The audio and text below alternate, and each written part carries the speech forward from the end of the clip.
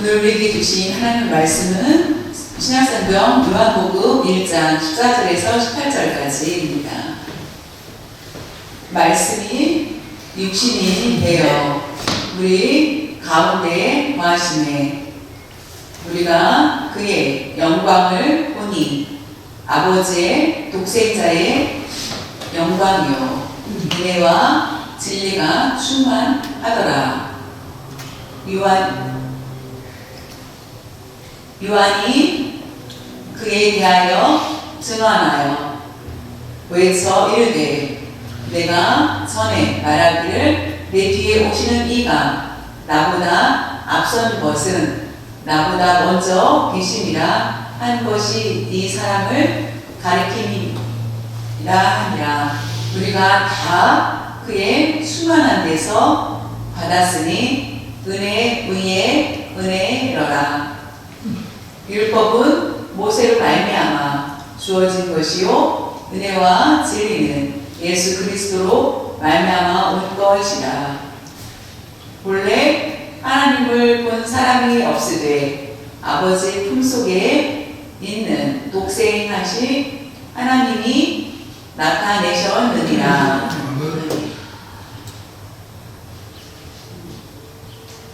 말씀을 요한복음을 계속 강의하고 있고요.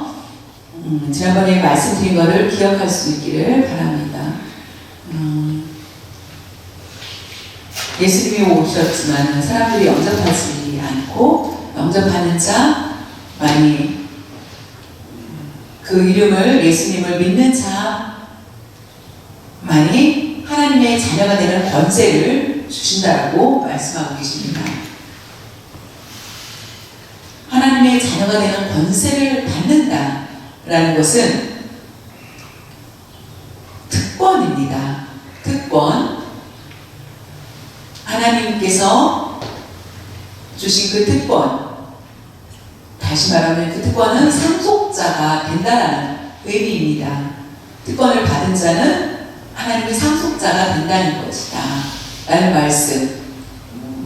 우리의 노력과 우리의 힘으로가 아니라 하나님의 뜻, 하나님께서 하나님의 자녀로 삼고 싶으셔서 하나님께서 내가 원해서가 아니라 하나님이 원하시는 뜻대로 우리를 선택하여 주셨다는 것입니다.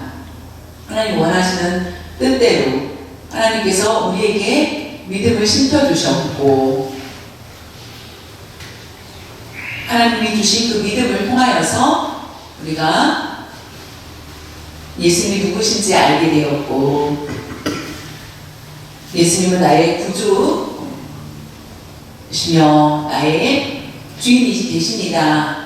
그리고 나는 주님을 모시고 살길 원합니다 하면서 고백하는 자가 되었습니다. 이와 같이 사람을 말씀 드린 것처럼 이와 같이 예수님께서는 이와 같이 반드시 예수 그리스도를 영접해야만 되는 것인가?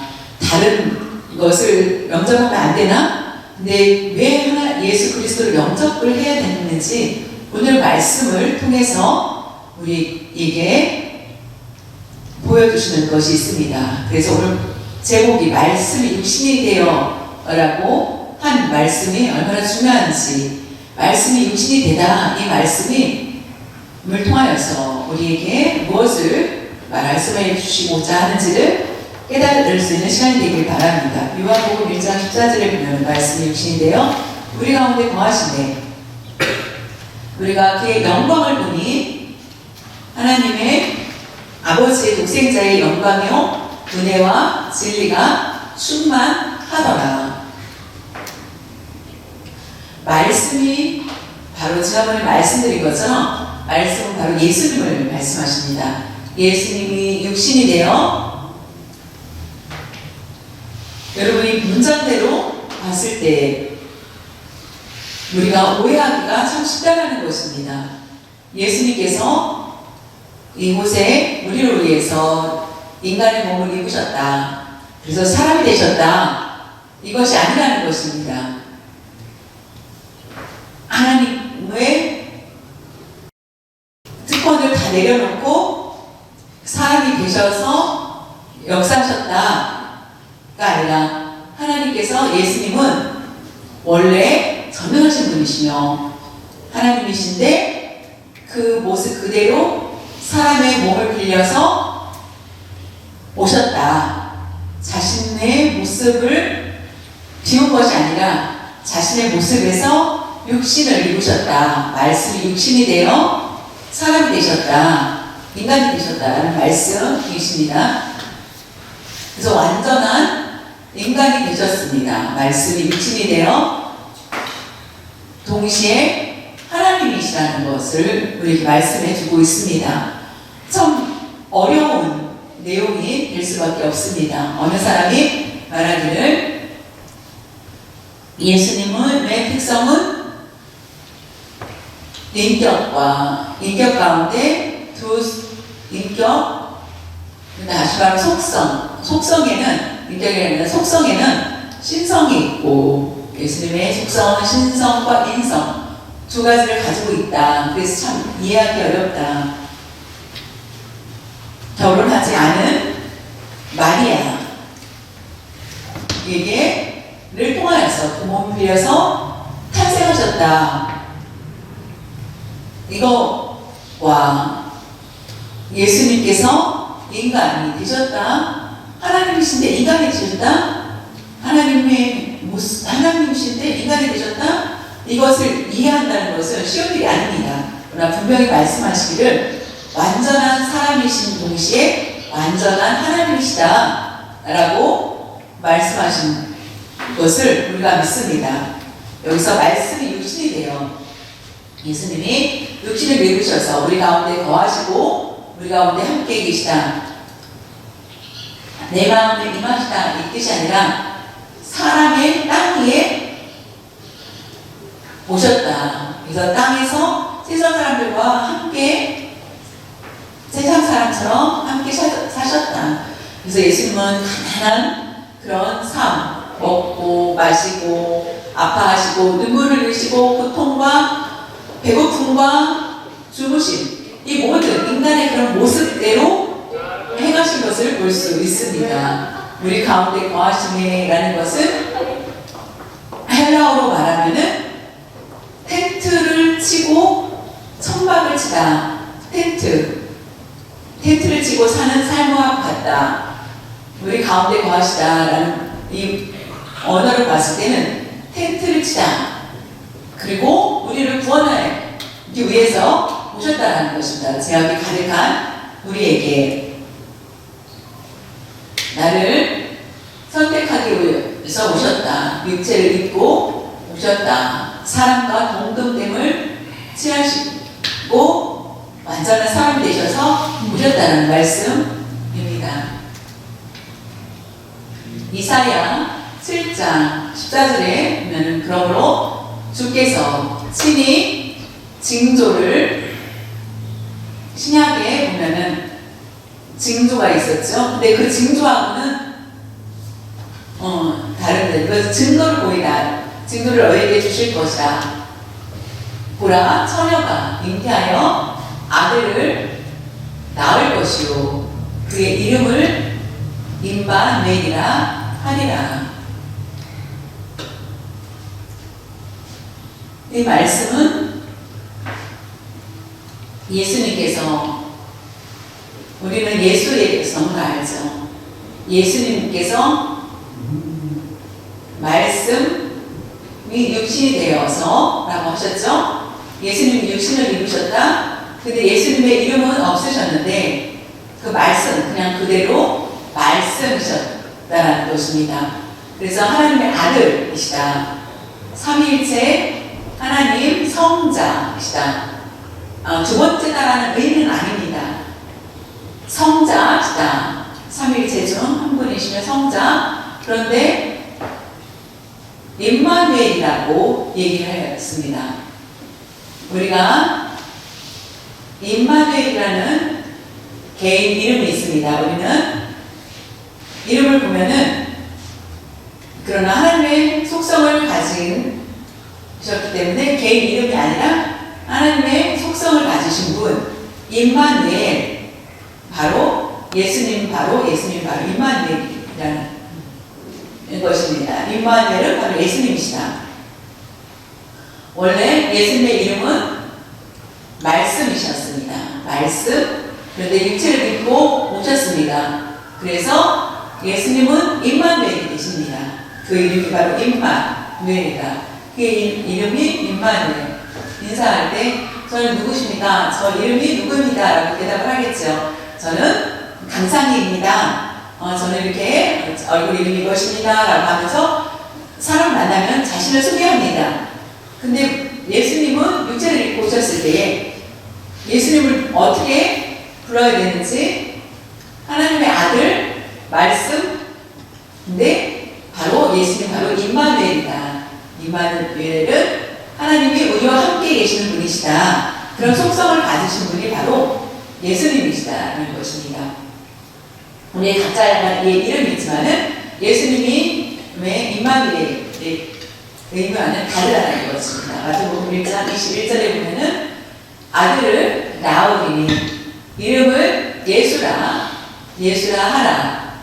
이는 그가 예수님께서 자기 백성을 그들의 죄에서 구원할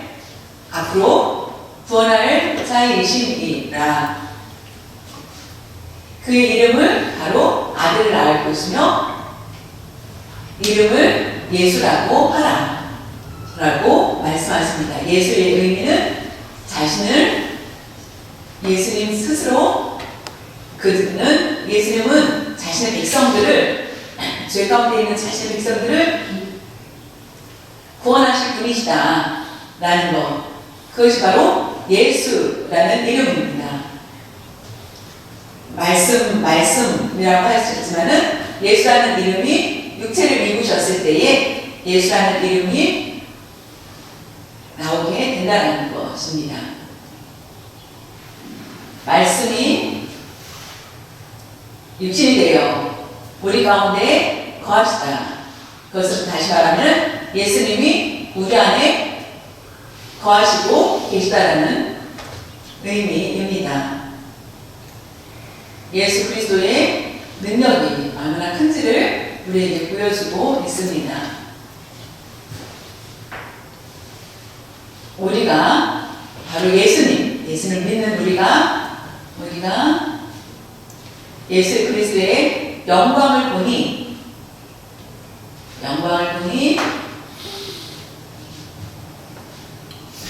아버지의 독생자의 영광이요 은혜와 진리가 충만하더라.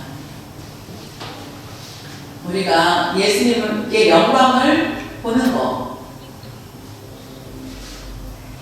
옛날 역사를 보면은 구약의 이야기를 보면은 지금까지 이스라엘 백성들이 하나님을 본 자가 있었습니까? 없죠. 보지 못하였습니다. 하나님을 볼 수가 없었습니다. 모세도 하나님을 본 자는 살 수 없다라고 얘기를 합니다. 하나님을 보면은 죽게 된다. 그런데 하나님과 교제했던 모세는 어떻게 하였습니까? 하나님께서 등을 보이시고 뒤를 보이셔서 하나님께서 말씀하신 것을 깨닫게 하신 것을 볼 수 있습니다. 우리가 하나님의 영광을 볼 수 없는데 우리가 그의 영광을 볼 수 있게 하여 주셨다는 것입니다. 그래서 다시 말하면 예수님을 통해서 우리가 예수님을 보고 예수님이 바로 하나님이시기 때문에 예수님은 제자들과 함께 주무시고 드시고 아파하시고 병든 자를 고쳐주시고 하셨습니다. 구약에는 하나님을 볼 수 없었지만은 신약에는 하나님을 볼 수 있었다는 것, 그것이 바로 하나님께서 특별히 우리에게 보여주신 하나님의 영광을 드러내신 것이라는 것입니다.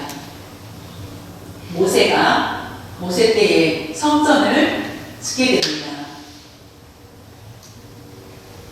하나님은 영광 가운데 보이시고 성막을 짓게 되었고, 그리고 솔로몬도 성전을 지어서 모세는 성막을 지었고 솔로몬은 성전을 지었습니다. 그러는데 그 안에 영광이 충만하게 했다는 것입니다. 성전을 한번 성전에 대해서 말씀드리면은 솔로몬이 지은 성전 열왕기상 8장 10절 11절에 보면은 제사장이 성소에서 나올 때에 구름이 여호와의 성전에 가득함에 제사장이 그 구름으로 말미암아 능히 서서 섬기지 못하였으니 이는 여호와의 영광이 여호와의 성전에 가득함이었더라. 이 말씀은 성소에서 나올 때, 제사장이 성소에서 나올 때라는 것은 그 의의 흐름을 보면은 솔로몬 왕이 성전을 다 지었습니다. 근데 언약궤가 아직 성전에 들어왔지 않은 상황이었습니다. 그래서 제사장에게 가서 언약궤를 메고 성전에 들어오게 합니다. 성전에 언약궤를 메고 와서 그것을 두었을 때에 두고 나올 때, 성소에 두고 나올 때 구름이 여호와의 성전에 가득하다. 직접 하나님께서 임재하셨다. 구름이 가득하다. 구름이 가득하고 그 구름으로 말미암아 능히 구름이 너무나 많아서 일할 수가 없다. 그래서 제사장들은 그 구름으로 인해서 아무것도 할 수 없었고 앞도 보이지 않아서 가만히 서서 있었다. 섬기지를 못하였다. 그때에 여호와의 영광이 여호와의 성전에 가득하였다라는 것을 볼 수 있습니다. 신약 때부터 바로 말씀이 육신이 되어서 예수님이 말씀이 육신이 되어 우리 가운데 거하시면서 우리는 그 영광을 낸 예수님을 볼 수 있게 됐다라는 것, 그것이 우리에게 주시는 하나님의 복이라는 것입니다. 요한복음 14장 8절 9절에 보면은 빌립이 예수님의 제자 빌립이 이르되 주여 아버지를 우리에게 보여 주옵소서. 그리하면 족하나이다. 예수께서 이르시되 빌립아 내가 이렇게 오래 너희와 함께 있으되 네가 나를 알지 못하느냐. 나를 본 자는 아버지를 보았거늘 어찌하여 아버지를 보이라 하느냐. 예수님께서 제자들과 함께 지내셨습니다. 믿음이 성장한 빌립이 예수님을 열심히 따랐던 그가 예수님 열심히 기도하시면서 아버지랑 교제하는 것을 보며 들어왔습니다. 아버지를 만났는데 아버지도 저에게 보여달라고 부탁하십시오. 예수님께 얘기할 때. 그래서 내가 좀만 기다려봐 라고 하지 않으셨다는 것입니다. 예수님이 내가 바로 아버지인데 나를 보고도 아버지를 믿지 못하느냐 라고 하는 것입니다. 나를 보는 것이 곧 아버지를 본 것이다. 내가 곧 아버지다 라는 말씀을 예수님이 하신다는 것입니다. 여기에서 삼위일체 하나님이시라는 것을 우리에게 말씀해 주고 있습니다. 네가 나를 본 것이 아버지를 본 것이다 라고 말씀하십니다.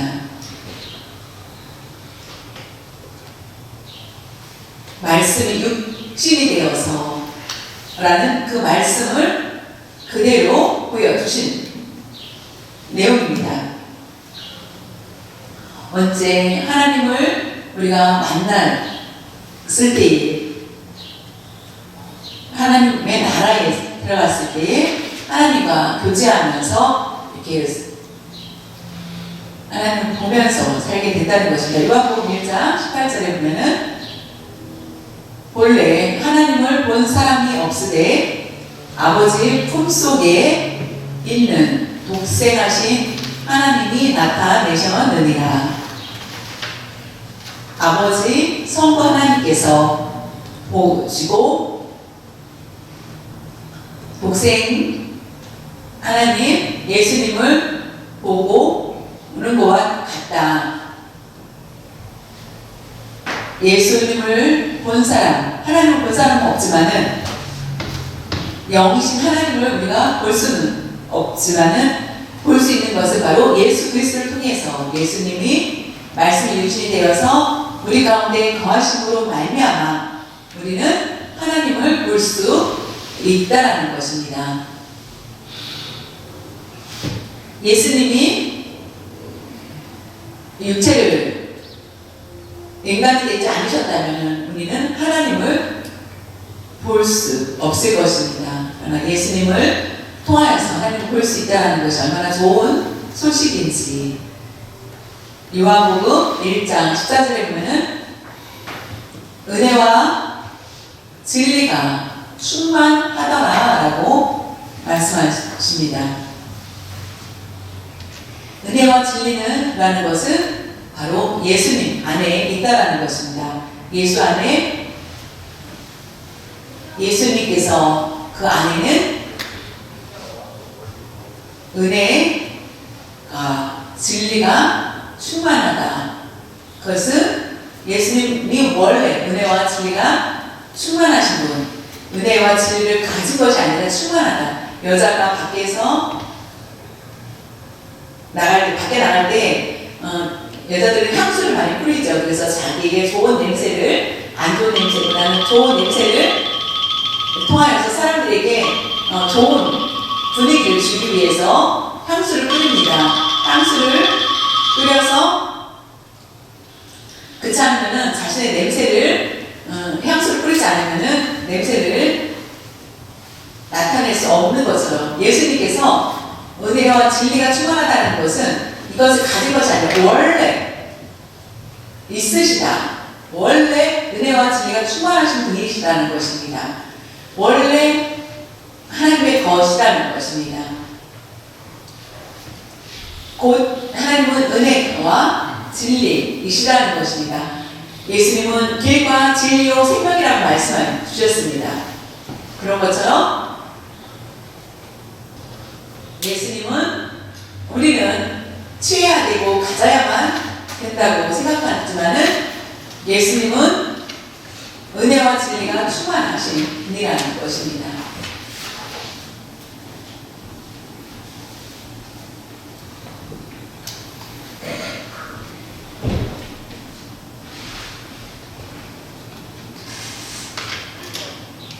예수님께서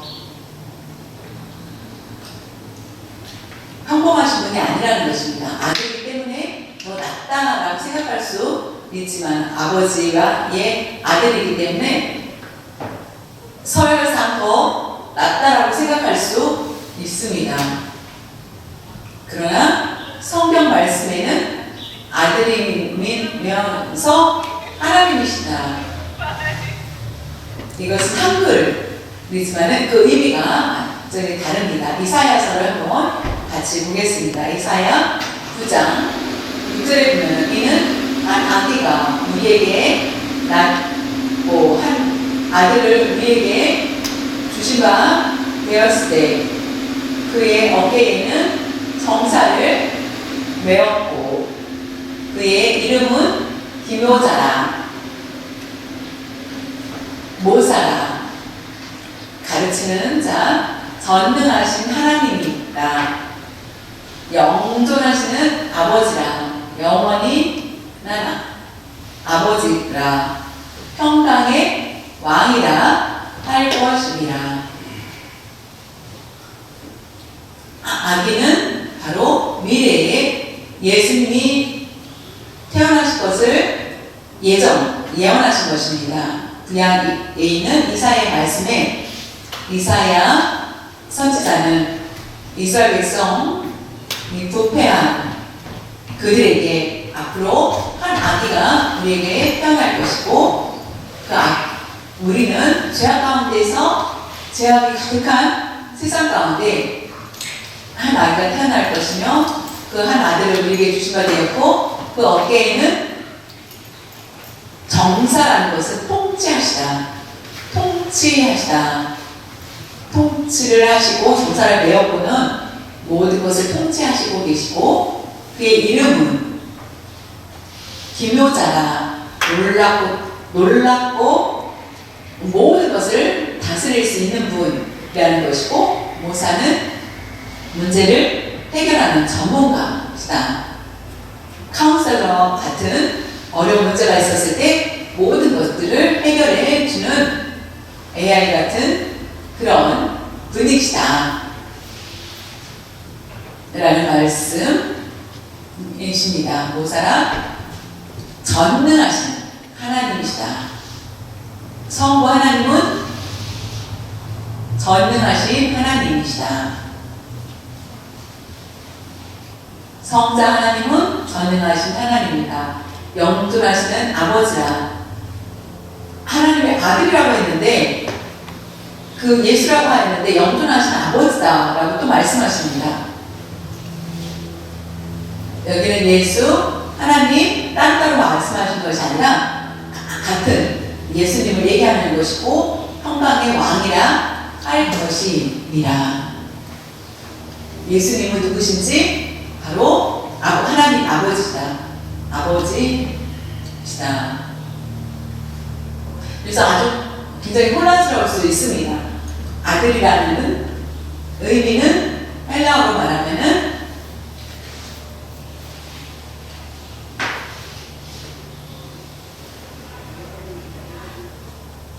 모노게네스 이 의미는 모노게네스는 오직 하나, 유일한, 오직 하나라는 의미입니다. 두 개도 아닌 아주 오직 하나, 유일하신 분이라는 의미입니다. 오직 하나님 한 분이시다라는 것입니다. 헬라어로 말하는 아들이라는 의미가 유일하신이라는 뜻이고 오직 하나, 단 하나의 의미를 가지고 있습니다. 그것이 바로 외아들을 위한 의미입니다. 예수님은 평범하지 않으시고 하나님을 믿으시며 또 아버지시라는 것을 우리에게 말씀해 주고 계시는데 그 아버지와 우리는 교제할 수 있다는 것이 얼마나 감사한 일인지, 그것은 바로 예수님께서 육체를 입으셨기 때문입니다. 육체를 입지 않으셨다면 우리는 하나님을 만날 수 없고 소망 없는 그런 삶을 살 수밖에 없었을 것입니다.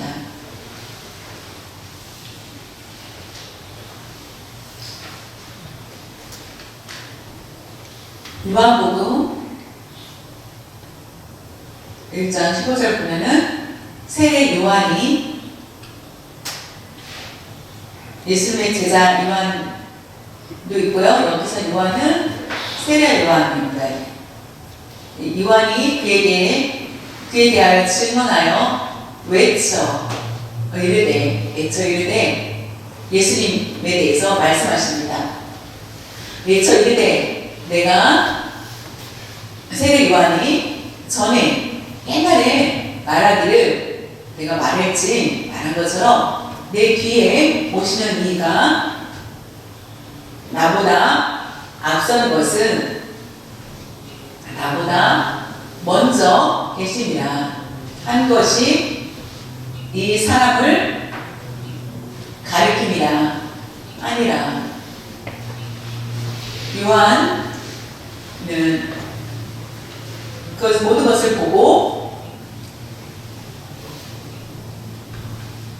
기록합니다. 예수님에 대해서 처음에 예수님을 만나고 참으로 예수님이 하나님의 아들이다라고 얘기하지 않았습니다. 처음부터 나보다 먼저 계십니다라고 말씀하고 있습니다. 세례 요한과 예수님의 탄생을 보면은 세례 요한이 먼저 태어났습니다. 6개월 후에 예수님이 탄생하셨습니다. 그 그런 차이가 있는데도 불구하고 세례 요한은 나보다 먼저 계신 분, 앞선 분, 앞선 것은 바로 예수님이시다. 나보다 먼저 계신 분, 영원 전부터 계셨던 분이 바로 예수님이라는 것을 세례 요한은 증언하는 것입니다.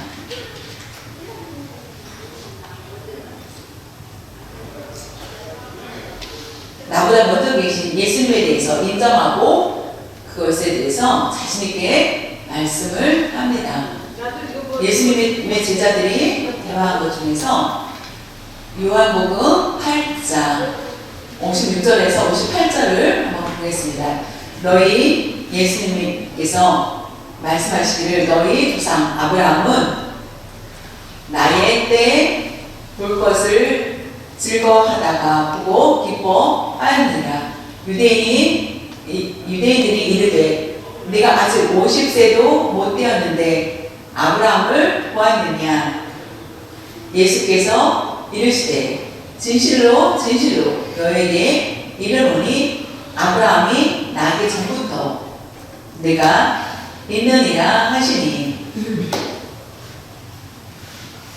제자들에게 얘기합니다. 너희 조상 아브라함을 너희가 알지. 존경하는 이스라엘 역사에 존경하는 인물입니다. 다윗, 아브라함 하면은 아브라함은 나를 보고 기뻐하였다.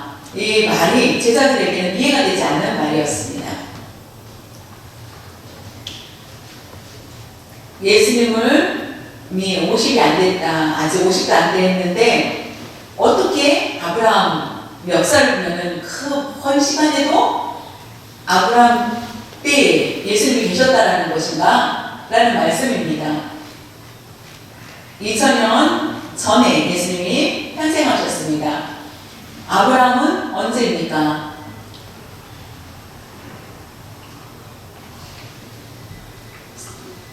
그 전전 4000년 전에입니다. 2000년 전에 예수님이 이미 30세 아브라함 나이는 2000년 전이기 때문에 이해가 되지 않는 그런 말씀이지 않습니까? 50세 되기 전에 어떻게 아브라함을 만날 수가 있을까? 아브라함 무덤에 가서 아브라함을 봤다라는 말씀입니까? 라고 했을 때 예수님은 내가 아브라함을 봤고 아브라함은 나를 보고 기뻐하였다 라고 얘기합니다. 그것은 아브라함이 하나님과 동행하고 교제하였다 라는 말씀. 그것은 다시 말하면 예수 그리스도와 삼위일체 하나님과 함께 하셨다라는 말씀입니다.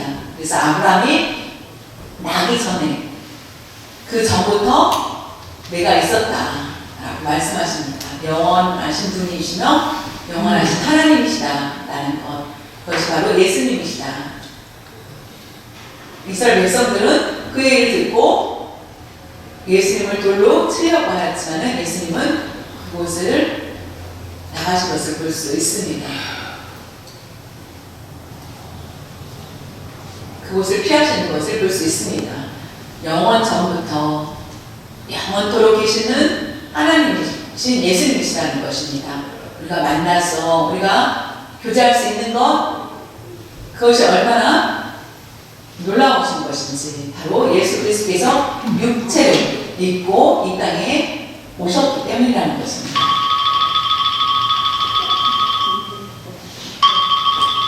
나보다 먼저 계셨다라는 것은 세례 요한이 입장에서는 자신있게 인사를 드릴 수 없다. 내가 자신있게 만날 수 없다라는 것입니다. 요한복음 1장 27절에 보면은 곧 내 뒤에 오시는 그이는 그이라 나는 그의 신발끈을 풀기도 감당하지 못하겠노라 하더라.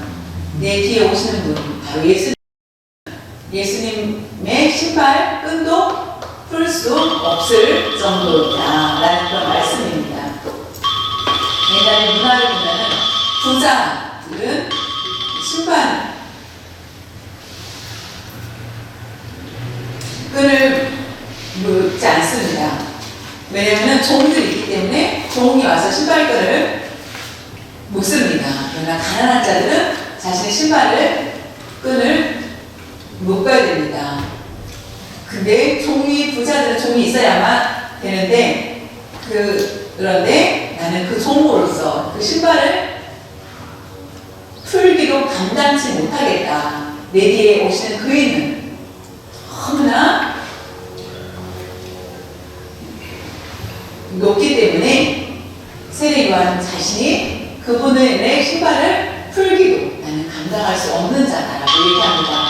그것은 바로 전능하신 하나님이시라는 것을 말씀하시고 그 전능하신 하나님과 우리가 교제할 수 있는 깊은 소식을 알려주신 것입니다. 요한복음 1장 16절에 보면 우리가 다 그의 충만한 데서 받았으니 은혜 위에 은혜더라. 예수님의 충만하심이 끝없이 샘물처럼 쏟아난다 라는 의미입니다. 끝없이 쏟아나다. 충만한 데서 받았으니 예수님께서 충만한 데서 받았으니 은혜는 은혜 위에 은혜더라라는 것은 예수님께서 은혜가 은혜다라고 은혜는가 대신하여서 은혜다라고 얘기를 합니다. 그것은 바로 끝없이 은혜가 더하여졌다. 더 은혜가 풍성하여졌다. 끝없이 계속 주어지셨다라는 그런 말씀입니다. 영원토록 우리에게 그 은혜를 부어주신다는 말씀입니다.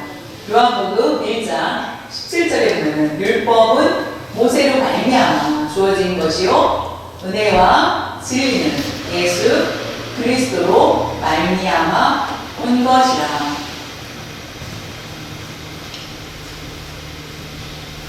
예수님께서 육체를 입고 오시기 전에 하나님께서 어떻게 하나님과 교제하셨는지 모세가를 통하여서 율법을 받게 되었고 그 율법을 통하여서 분별할 수 있게 하여 주셨고 깨달았지만은 그 율법을 완벽하게 지킬 수 있는 사람은 아무도 없었기 때문에 율법에서 넘어진 자, 절망과 소망이 사라진 그들에게 하나님을 바라볼 수 없는 그들에게 예수님께서 육체를 입고 오셔서 예수 그리스도로 말미암아 우리는 은혜와 진리 되시는 예수 그리스도로 말미암아 우리에게도 예수님을 교제할 수 있는 은혜를 부어주셨다는 것입니다. 그것이 바로 은혜이며 하나님께서 주신 크신 은혜라는 것입니다. 예수 그리스도로 말미암아 믿음을 갖게 하여 주셨고 폭포수 같은 그 은혜를 우리에게 내려주셨다는 것입니다. 그것이 바로 요한이 증거하여서 기록한 증언한 말씀입니다. 그것이 바로 하나님의 말 수 없는 크신 은혜라는 것을 볼 수 있습니다. 오직 예수 그리스도가 누구신지 알고 믿고 영접하는 자만이 하나님의 은혜가 그의 은혜를 더하여 주신다는 것입니다. 혹시 하나님의 자녀되는 권세를 받았는데 혹시나 이 땅 위에서 살면서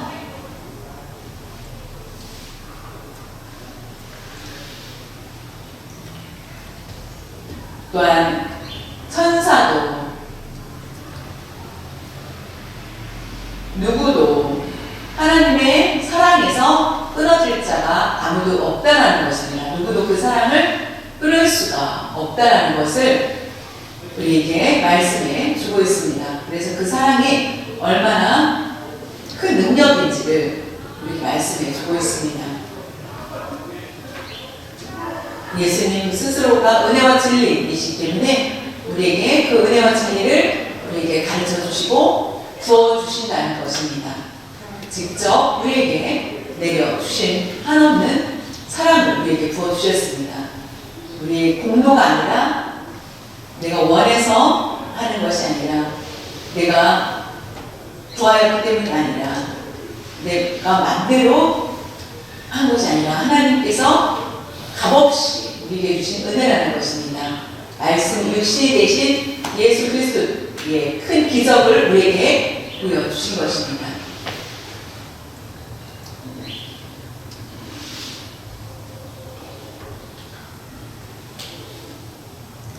유일하신 하나님, 전능하신 하나님, 그리고 그 하나님은 예수님이십니다. 예수님이 나를 선택하여 주시고 나를 믿게 하여 주시고 그래서 예수님과 가까이 근자하게 하여 주신 것, 그것이 바로 놀라운 은혜라는 것입니다. 이미 은혜 안에 우리는 충만히 가운데 있다라는 것을 기억하시길 바라며, 예수님이 말씀하시는 그대로 우리는 지키지 못하고 넘어지고 떠나고 죄에 물드는 그런 삶을 살고 있지만은 여전히 하나님은 인내하시며 우리가 다시 돌아오기를 회개하기를 기다리고 계십니다. 언젠가 너무나 우리가 제약이 많아서 폭파하시고 우리를 끊어버리시는 건 아닐까라고 생각할 수 있겠지만 그것이 아니라는 것입니다. 여전히 우리가 다시 돌아올 수 있도록 우리를 채찍도 내시고 깨닫게 하여 주시고 돌봐주신다는 것입니다. 그것이 바로 하나님의 놀라운 은혜입니다. 오늘 말씀을 통하여서 예수님이 누구신지 깨달았다면 우리는 어떻게 해야 됩니까? 세례 요한이 고백한 것처럼 자신에게 예수님이 진정 우리의 하나님이시다라는 것을 우리가 전할 수 있는 드러낼 수 있는 우리가 되어야 되겠습니다. 하나님의 전능하심을 증거하는 증거자의 삶을 살 수 있기를 바랍니다. 밖에 나가서 교회에서 숨기며 교회에서는 자신 있어 하면서 나가서 숨기는 그런 모습이 아니라 우리가 교회든 밖에는 예수 그리스도의 향기를 드러낼 수 있는 여러분들이 되시기를 바랍니다. 하나님 아버지 감사드립니다. 예수님 한 분으로 말미암아 나에게 은혜가 풍성하게 하여 주시고 우리가 알지 못했던 그 은혜를 부어주신 것을 깨닫게 하여 주신 것을 생각할 때 무엇 때문에 이와 같은 하나님의 은혜를 부어주셨는지, 하나님 그 예수 그리스도를 영접한 자에게 그런 은혜를 베풀어 주신다는 것을 깨닫게 하여 주셨습니다. 예수님이 육신이 되어서 그 말씀이 육신이 되어서 우리 가운데 거하심으로 말미암아 우리가 하나님의 자녀가 되는 축복을 받게 하여 주셨습니다. 다시 한번 깨닫게 하여 주신 것을 감사드리며, 하나님 아버지 우리의 삶 부족하고 연약한 때마다 주 그리스도의 예수 그리스도를 용납하며 예수 그리스도께서 용납하신 것처럼 다른 사람들을 용납하며 우리의 고난 가운데서도 우리를 버리지 않고 함께 하여 주신다는 것을 감사하며, 예수님이 누구신지 알고 자신 있게 세례 요한처럼 예수 그리스도를 외칠 수 있는 저희들이 될 수 있도록 하여 주시옵소서. 각각 더 나으니까 우리를 구원할 자가 오셨다라는 것을 우리가 증거하는 그리스도의 증인들이 다 될 수 있도록 주시옵소서. 영원하신 하나님께 영광 돌리는 삶을 살아갈 수 있는 저희들 되게 하여 주시옵소서. 감사드리며 주 예수님의 이름으로 기도합니다.